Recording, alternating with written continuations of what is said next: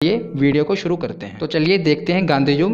पहले मैं आपको कुछ बेसिक जानकारी दे देता हूँ महात्मा गांधी जी के बारे में, जो कि हमारे एग्ज़ाम में पूछी जाती हैं। तो महात्मा गांधी जी का जन्म भारत में गुजरात के एक तटीय शहर पोरबंदर में 2 अक्टूबर सन 1869 को हुआ था। और याद रखिएगा, महात्मा गांधी जी का जन्म दिवस अंतर्राष्ट्रीय अहिंसा दिवस के रूप में मनाया जाता है, यानी 2 अक्टूबर को अंतर्राष्ट्रीय अहिंसा दिवस के रूप में मनाया जाता है। महात्मा गांधी जी के पिता का क्या नाम था? करमचंद गांधी। और महात्मा गांधी जी की माता का नाम क्या था? पुतली बाई। ये जो आप इमेज देख रहे हैं, ये महात्मा गांधी जी की बचपन की ऐतिहासिक फ़ोटो है। महात्मा गांधी जी की पत्नी का क्या नाम था? कस्तूरबा गांधी। महात्मा गांधी जी के राजनीतिक गुरु भी थे, जो कि अक्सर एग्ज़ाम में पूछे जाते हैं। उनका क्या नाम था? गोपाल कृष्ण गोखले जी। तो चलिए अब शुरू करते हैं गांधी युग के बारे में। मैं आपको बहुत ही सिलसिलेवार तरीके से सन वाइज याद कराऊंगा, क्योंकि कई लोग क्या करते हैं, हिस्ट्री को ट्रिक से याद करते हैं, पर हिस्ट्री ट्रिक से याद करने वाली चीज़ नहीं है। इसे हमें रिलेट करके चलना पड़ता है। इसीलिए मैंने बहुत ही अच्छे तरीके से आपको सन वाइज सब कवर कराऊंगा। आप बस इसे ध्यान से, कॉन्सेंट्रेशन से पूरी सुने और देखें। तो चलिए आगे देखते हैं, शुरू करते हैं इसे अब गांधी युग को। तो सन 1915 ईस्वी में हम चलते हैं पहले। तो सन 1915 ईस्वी में अफ्रीका में 21 साल गुजार कर महात्मा गांधी जी भारत लौटे थे। वो वकालत की डिग्री करके वो भारत लौटे थे और गांधी जी को ब्रिटिश सरकार द्वारा केसरे हिंद की उपाधि से सम्मानित किया गया था। याद रखिएगा, ब्रिटिश सरकार ने केसरे हिंद की उपाधि दी थी महात्मा गांधी जी को, पर आगे चल के असहयोग आंदोलन के समय उन्होंने ये उपाधि त्याग दी थी। मैं आपको आगे बताऊंगा, पर अभी आप इतना याद रखिए कि उन्हें केसरे हिंद की उपाधि दी गई थी। तो सन 1916 ईस्वी में गांधी जी ने अहमदाबाद के नज़दीक साबरमती आश्रम की स्थापना की थी। याद रखिएगा, पूछा जाता है ये, अहमदाबाद के नज़दीक साबरमती आश्रम की स्थापना की थी। तो हम चलते हैं सन 1917 ईस्वी में। इसी समय से गांधी जी एक्शन मोड में आए थे, मतलब उन्होंने भारत में अपने आंदोलन शुरू कर दिए थे।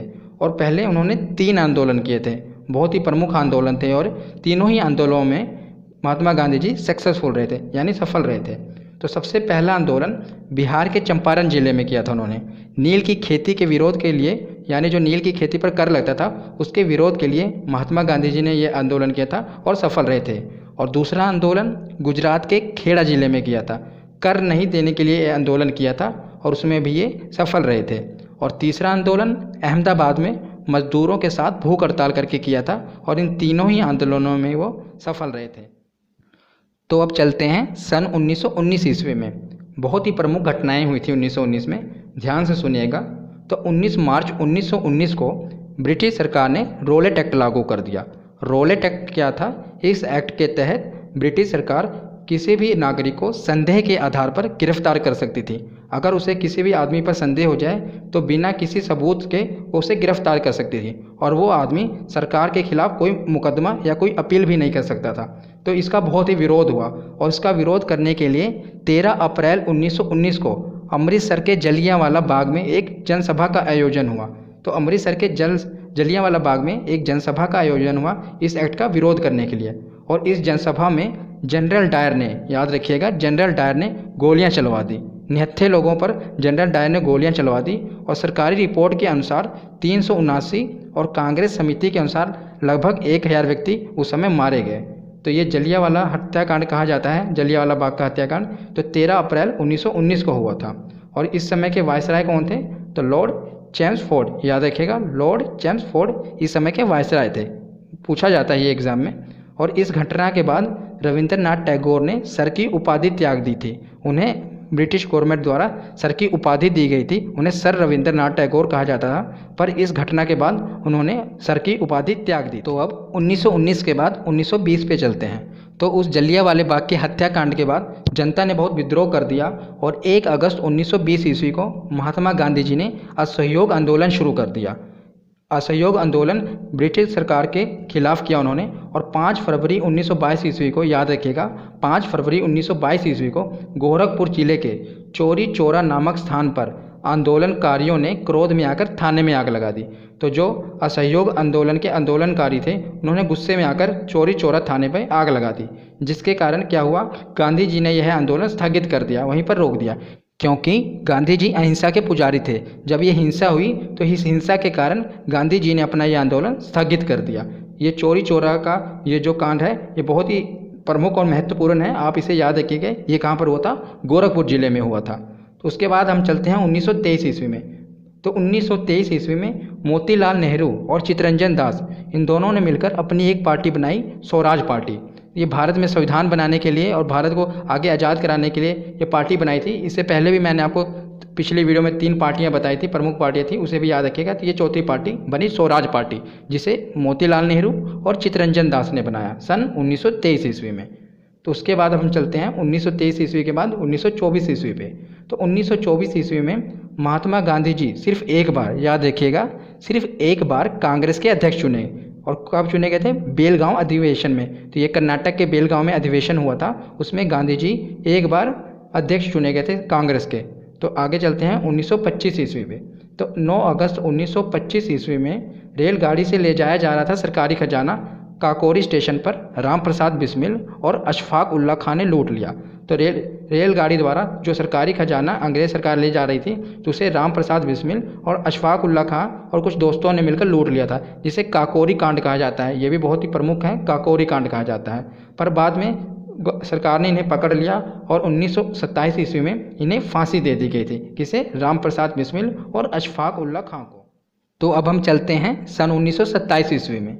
तो भारत का संविधान बनाने के लिए साइमन कमीशन की नियुक्ति की गई और इसने 3 फरवरी 1928 को भारत में प्रवेश किया।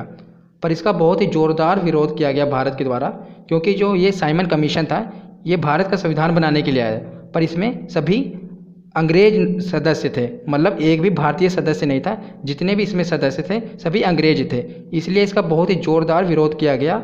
और इस कमीशन का ज़ोरदार विरोध करने के कारण लाला लाजपत राय पर लाठियों से प्रहार कर दिया गया, जिससे उनकी मृत्यु हो गई। तो याद रखिएगा, जब साइमन कमीशन आया था तो साइमन कमीशन वापस जाओ के नारे लगे थे, साइमन कमीशन गो बैक। और इसमें सबसे ज़्यादा विरोध जिसका जोरदार लाला लाजपत राय जी ने ही किया था और उन पर लाठियों का प्रहार कर दिया गया, जिससे उनकी मृत्यु हो गई थी। तो उसके बाद अब हम चलते हैं 1930 ईस्वी में। तो 1930 ईस्वी में 12 मार्च 1930 को गांधी जी ने 79 समर्थकों के साथ साबरमती से लेकर दांडी तक 322 किलोमीटर की पैदल यात्रा की थी। याद रखिएगा कितने? 322 किलोमीटर की पैदल यात्रा। और 6 अप्रैल 1930 ईस्वी को दांडी में नमक का कानून तोड़ा। तो याद रखिएगा, दांडी जो यात्रा है यहीं से कहाँ शुरू की गई थी? 322 किलोमीटर की पैदल यात्रा थी 79 समर्थकों के साथ। ये कब की गई थी? 1930 ईस्वी में। तो अब हम देखते हैं गोलमेज सम्मेलन। बहुत ही प्रमुख और महत्वपूर्ण ये सम्मेलन था। तो 1930 ईस्वी से लेकर 1932 ईस्वी तक 3 गोलमेज सम्मेलन किए गए थे। ये गोलमेज नहीं, गोलमेज है। तो 3 गोलमेज सम्मेलन किए गए थे और इसमें भारतीय संविधान लगभग 40% पूरा हो गया था। 3 गोलमेज सम्मेलन में भारत का जो संविधान था वो लगभग 40% कंप्लीट हो गया था। और याद रखिएगा, तीनों गोलमेज सम्मेलन में भीमराव अंबेडकर जी ने भाग लिया था। तीनों ही गोल सम्मेलन में वो उपस्थित थे, क्योंकि इसमें भारत का संविधान लगभग 40% कंप्लीट हो गया था। आगे चलकर वो पूरा कंप्लीट हुआ, मैं आपको बताऊंगा। उसके बाद अब देखते हैं 1935 ईस्वी। तो 1935 ईस्वी में भारत सरकार सुधार अधिनियम पारित किया गया, जिसमें सांसदों की सीटें निर्धारित की गई। पर इससे जो मुस्लिम वर्ग था वो काफ़ी निराश था, वो इससे संतुष्ट नहीं था। इसीलिए 1940 में आगे चलकर मोहम्मद अली जिन्ना ने अलग पाकिस्तान बनाने की मांग कर दी। मोहम्मद अली जिन्ना ने असंतुष्ट होकर अलग पाकिस्तान बनाने की मांग कर दी। और ये भी बहुत महत्वपूर्ण है, याद रखिएगा, जो पाकिस्तान का नाम है, जो ये पाकिस्तान शब्द है, ये किसके द्वारा दिया गया है? तो ये चौधरी रहमत अली ने दिया था। पाकिस्तान नाम चौधरी रहमत अली ने दिया था। ये बहुत बार एग्जाम में पूछा गया है। तो 1940 के बाद अब हम चलते हैं 1942। तो 1942 ईस्वी में गांधी जी ने भारत छोड़ो आंदोलन की शुरुआत की थी। तो मैं आगे आपको एक पेज पर जितने भी गांधी जी ने महत्वपूर्ण आंदोलन किए थे प्रोवाइड कर दूंगा, आप उसका स्क्रीनशॉट ले लेना। अभी हम इसे क्रम वाइज पढ़ते हैं। तो 1942 ईस्वी में गांधी जी ने भारत छोड़ो आंदोलन की शुरुआत की थी तथा भारत छोड़कर जाने के लिए अंग्रेज़ों को मजबूर किया था। तो यही वो समय था, यही वो आंदोलन था जिस समय पूरे भारत में एक संगठन सा बन गया था और अंग्रेज़ों को मजबूर कर दिया गया था भारत छोड़ने के लिए। तो 1942 के बाद अब आते हैं 1946 ईस्वी में। तो 1946 ईस्वी में कैबिनेट मिशन में, तो इस मिशन के अंतर्गत भारत का जो संविधान था वो पूरा बनकर तैयार हो गया। तो 1946 में भारत का संविधान पूरा बनकर तैयार हो गया और 1947 ईस्वी में लॉर्ड माउंटबेटन भारत आया और लॉर्ड माउंटबेटन योजना के अनुसार भारत और पाकिस्तान दोनों अलग अलग देश बना दिए गए और दोनों ही देशों के बीच में एक सरहद रेखा खींच दी गई और दोनों देशों को बांट दिया गया। और भारत पाकिस्तान की जो रेखा है इसे क्या कहा जाता है? रेड क्लिफ रेखा। तो जो भारत पाकिस्तान की रेखा है इसे रेड क्लिफ रेखा भी कहा जाता है। तो चलिए अब देखते हैं महात्मा गांधी जी के जो प्रमुख आंदोलन थे। आप इसका स्क्रीनशॉट ले लें, हम थोड़ा पढ़ लेते हैं इसके बारे में। पहले चंपारण सत्याग्रह हुआ था 1917 ईस्वी में, फिर खेड़ा सत्याग्रह 1918 ईस्वी में, अहमदाबाद मिल मजदूर आंदोलन हुआ था 1918 ईस्वी में, उसके बाद खिलाफत आंदोलन 1920 ईस्वी में, असहयोग आंदोलन 1920 ईस्वी में, नमक आंदोलन जिसे सविनय अवज्ञा आंदोलन भी कहते हैं 1930 ईस्वी में, भारत छोड़ो आंदोलन हुआ था 1942 ईस्वी में। तो ये कुछ प्रमुख आंदोलन थे महात्मा गांधी जी के। यहीं पे वीडियो कंप्लीट होती है। अगर आपको ये वीडियो अच्छी लगे तो इसे लाइक और शेयर जरूर करें और ऐसे ही वीडियो के लिए अपने चैनल को सब्सक्राइब करके बेल आइकन प्रेस करना ना भूलें। धन्यवाद।